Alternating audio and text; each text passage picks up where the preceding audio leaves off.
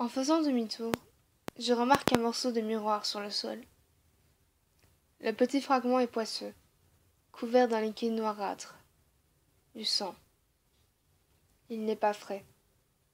Il semble dater d'il y a plusieurs jours. Je choisis de le ramasser. Alors que je m'abaisse pour saisir le bout de glace, j'observe une ombre, perchée au-dessus de moi. Je me fige à la vue de ce reflet. Qui cela peut-il être?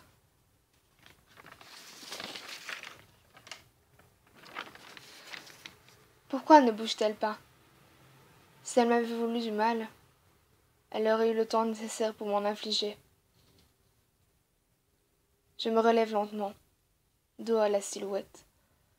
Peut-être que ce sont mes derniers instants. Peut-être que je finirai avec la jugulaire tranchée, ou encore en lambeaux, comme ces gens dans l'entrée. Je reprends assurance, malgré moi.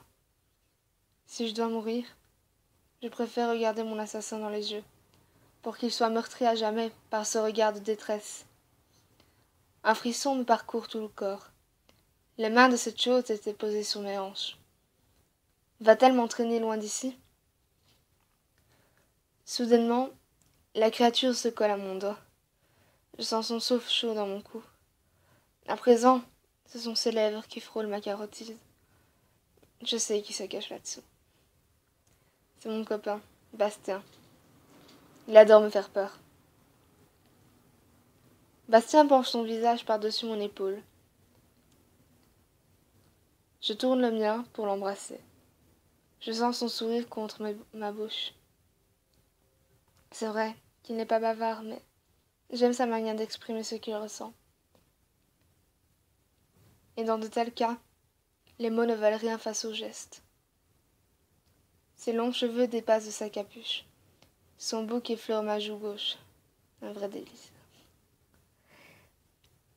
Je ne pensais pas que tu viendrais si vite, murmure-t-il à mon oreille.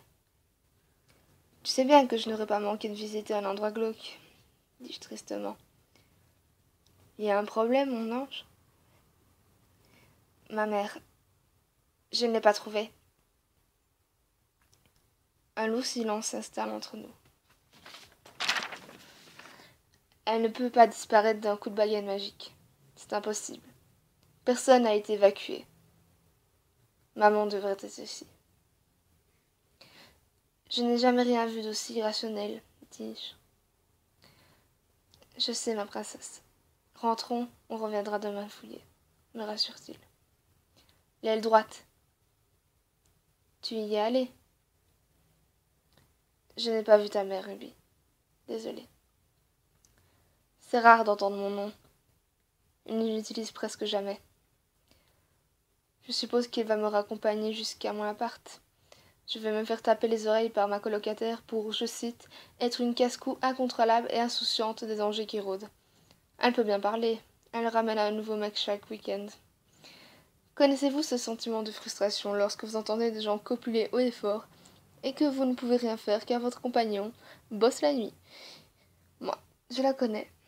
D'ailleurs, il ne devrait pas être en train de travailler, Bastien? Chat? Oui, répond-il. Tu ne devrais pas être en train de bosser, au juste? Non, j'ai pris congé, dit-il en souriant. Il passe son bras autour de ma taille et m'entraîne jusqu'au hall.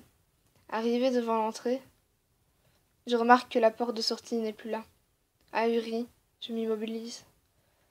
Cette histoire commence à prendre une drôle d'allure.